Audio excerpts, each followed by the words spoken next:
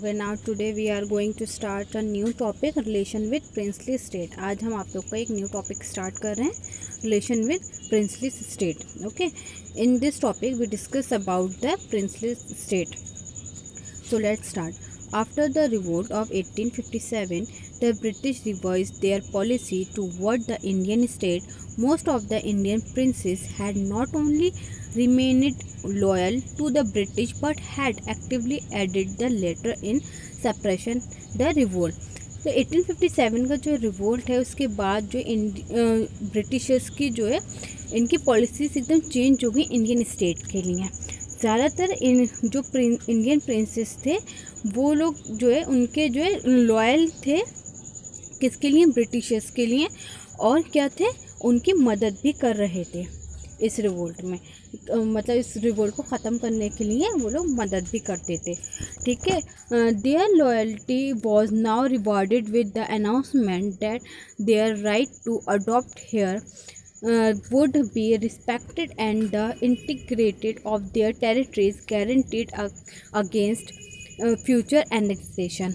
और ये जो इनकी लॉयल्टी थी इसके इन रिटर्न में ब्रिटिशर्स ने क्या करा, इनके जो मतलब अब अडॉप्टेड सन जो था उसको मानने लगे, रिस्पेक्ट देने लगे, जो कि डॉक्ट्रिन ऑफ लैप में के अकॉर्डिंग इनको अडॉप्टेड सन को ये नहीं मान रहे थे। ठीक है, और जो एनेक्सेशन कर रहे थे ये, और वो भी नहीं करेंगे।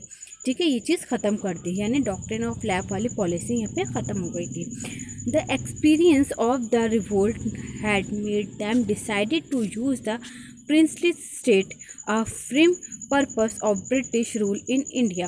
However, the British made it clear that the princes ruled their state merely as agent to the British crown. और इस रिवोल्ट का जो एक्सपीरियंस हुआ इससे ये डिसाइड हुआ जो प्रिंसली स्टेट है यहाँ पे जो ब्रिटिश वो रूल करेंगे ब्रिटिश के अंडर में। ठीक है, और वो सिर्फ ओनली क्या है, प्रिंसली रूल जो कर रहे हैं एक एजेंट की तरह कर रहे हैं, सिर्फ अपने जो उनका एरिया था, टेरिटरी थी, वो वहाँ रूल तो करेंगे बट वो लोग एजेंट होंगे किसके, ब्रिटिश क्राउन के। उनके अपनी कोई पॉलिसीज़ नहीं होंगे, अपना कोई एडमिनिस्ट्रेशन नहीं होगा, जो होगा वो ब्रिटिश के अकॉर्डिंग होगा।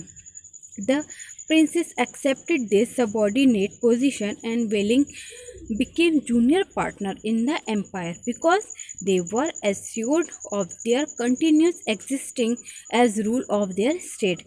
और प्रिंसेस ने क्या करा, इस चीज़ को इस पोजीशन को जो एक्सेप्ट कर लिया और जूनियर पार्टनर बन गए इस एम्पायर की, क्योंकि वो जो अपनी जो रूल था उसको जो है इस अपने स्टेट में कंटिन्यू रखना चाहते थे। ठीक है, चेंज इन एडमिनिस्ट्रेटिव पॉलिसीज।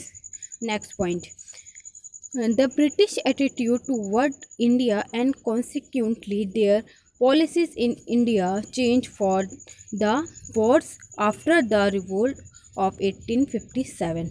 जो रिवोल्ट हुआ 1857 के उसके बाद जो ब्रिटिश का जो एटीट्यूड एकदम चेंज हो गया इंडियंस के लिए।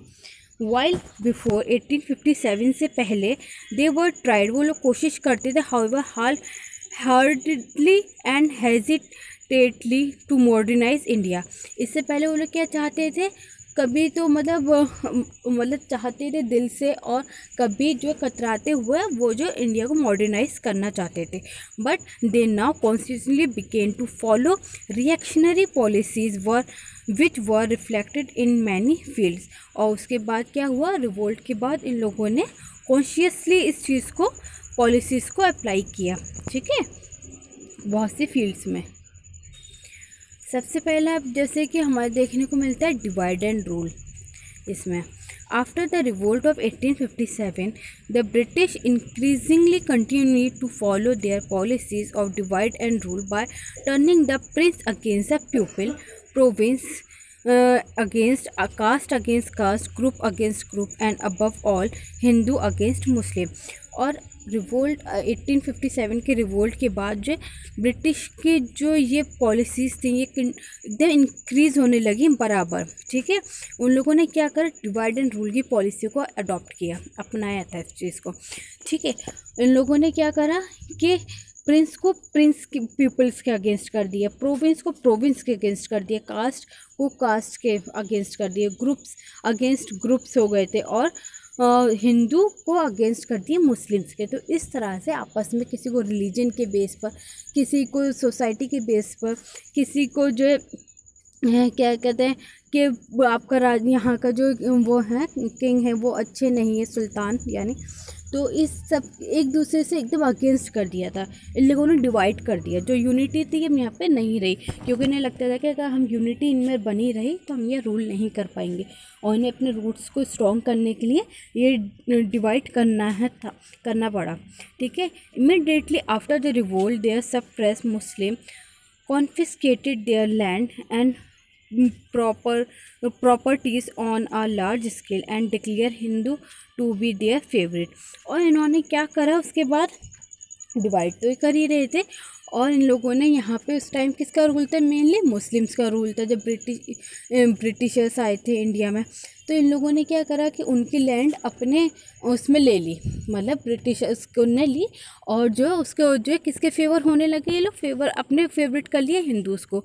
तो जिससे क्या हुआ कि मुस्लिम्स जो है किसके अगेंस्ट हो गए थे, हिंदू के, और हिंदू किसके अगेंस्ट हो रहे थे, मुस्लिम्स के, क्योंकि उनके पास इस टाइम पावर थी।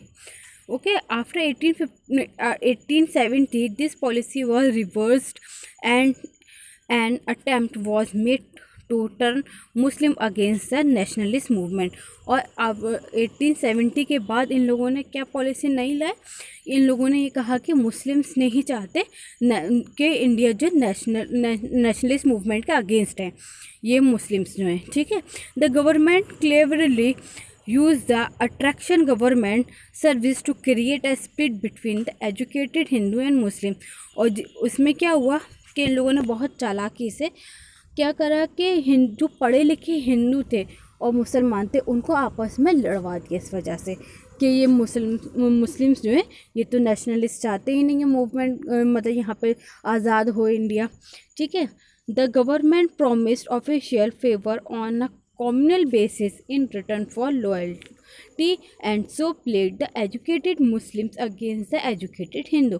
और इन लोगों ने क्या करा, इसने ब्रिटिशर्स ने प्रॉमिस किया कम्युनल बेसिस पर कि अगर हिंदू हमारे फेवर में बात करेंगे तो हम उनको सपोर्ट करेंगे, और मुस्लिम्स अगर हमारे फेवर की बात करेंगे तो हम मुस्लिम्स को सपोर्ट करेंगे। तो इसकी वजह से क्या हुआ था कि हिंदू और मुस्लिम जो एजुकेटेड पीपल्स थे यहाँ पे वो लोग एक दूसरे के अगेंस्ट हो गए। ओके।